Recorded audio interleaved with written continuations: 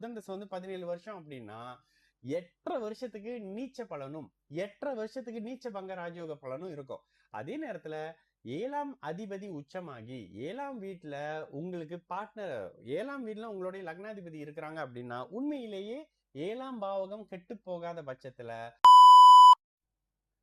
வணக்கம், நான் உங்கள் விக்கி ப்ரோஸ்.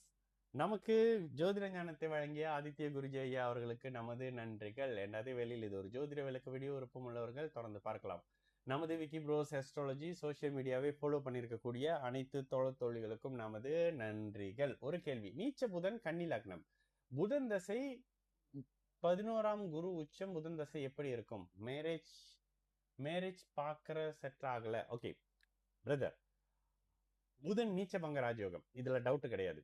ஓகேங்களா? ஆனால் நீச்சமான கிரகம் நீச்சம் தான். நீச்சமாகி அவங்களுக்கு அந்த புதனுக்கு ஏதாவது பாப தொடர்பு வந்தது அப்படின்னா அந்த புதன் கொஞ்சம் டல்லான பலனை செய்யவே செய்வார். அதே நேரத்துல தனித்து நீச்சமாக இருக்கிறாரு, குருவின் பார்வையில நீச்ச பங்கமாக இருக்கும்போது கண்டிப்பாக திருமண வாழ்க்கையில பிரச்சனை இருக்காது. ஆனா 7ஆம் அதிபதி 11ஆம் இடத்துல இருக்காருன்றதுனால தாமதமாக இருக்கும்.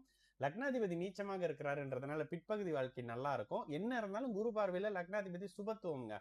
அப்ப பிற்பகுதி வாழ்க்கை நல்லா இருக்கும். நீச்ச கிரகத்தின் தசை ஸ்டார்ட் ஆகும்போது அது நீச்சமாக தான் செயல்படும். அதுக்கு பிற்பகுதியில நீச்ச பங்கம் செயல்படும். புதன் தசை வந்து 17 வருஷம் அப்படின்னா 8.5 வருஷத்துக்கு நீச்ச பலனும் 8.5 வருஷத்துக்கு நீச்ச பங்க ராஜயோக பலனும் இருக்கும். அதே நேரத்துல 7ஆம் அதிபதி உச்சமாகி 7ஆம் வீட்டுல உங்களுக்கு பார்ட்னர் 7ஆம் வீட்டுல உங்களுடைய லக்னாதிபதி இருக்கிறாங்க அப்படின்னா உண்மையிலேயே 7ஆம் பாவகம் கெட்டு போகாத பட்சத்துல நல்ல திருமண வாழ்க்கை தாமதமாக கிடைக்கும். இதான் விஷயம். குரு 7ஆம் இடத்தை பார்த்துட்டாருனாலே நல்ல திருமண வாழ்க்கைங்க. ஆனால் இது 30 வயதுக்கு மேற்பட்டு 35 வயசுக்கு மேற்பட்டு இருக்கும். ஏன்னா 7ஆம் அதிபதி 11ஆம் இடத்துக்கு வந்துடுறாரு. 7ல இருந்தாருன்னா சீக்கிரம் கல்யாணம் நடக்கும். 11ஆம் இடத்துல இருந்தா கொஞ்சம் தள்ளி கல்யாணம் நடக்கும். 3ல இருந்தாருன்னா ரொம்ப தள்ளி கல்யாணம் நடக்கும். இதான் விஷயம்.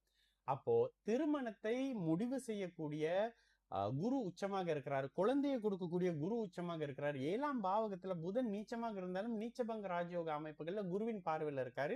அப்போ இந்த ஜாதகத்துக்கு திருமணம் நிச்சயமாக உண்டு. ஆனால் தாமதமாக திருமணம் கொடுக்கப்படும். 11ல இருந்து குரு இருந்தாருனாலே 3 பாப்பாரு, 7 பாப்பாரு, 11 சுபத்துவப்படுத்துவதுல வந்து ஒரு பெரிய விஷயம். அப்ப இந்த பாவகம் இந்த 11ஆம் இடத்துல இருந்தாருன்னா 5ஐயும் பாப்பாரு. குழந்தை அமைப்புகள்னு பெரிய பிரச்சனை எல்லாம் இருக்காது. அப்போ தாமத திருமணம் மட்டும்தாங்க. புதனுக்கு கூடுதலான பாபத்துவம் இருந்தாலும் கூட பிற்பகுதியில திருமணத்தை கொடுத்துருவாரு, கவலைப்படாதீங்க.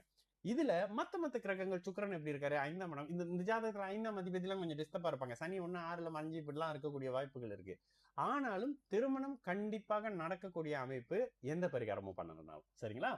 எப்போன்றத 13-7-11 தொடர்புகள் வரும்போது, இப்ப குரு தசை புதன் தசையில குரு புக்தி அப்படின்னும் போது ரொம்ப தாமதமா போயிடும். புதன் தசை குரு புக்தி ரொம்ப பின்னாடி போயிடும். இதுல 3ஆம் அதிபதி சுக்கிரன் எப்படி இருக்கிறாரு, இதெல்லாம் பாருங்க. சுக்கிரனோட இணைந்த கிரகம் எப்படி இருக்கு, இந்த தன்மைகள்ல வரும்போது திருமண அமைப்பு இருக்குங்க. சரிங்களா? நான் உங்கள் விக்கி ப்ரோஸ். நல்லது நடக்கும், எல்லோரும் நல்லா இருப்போம். வணக்கம்.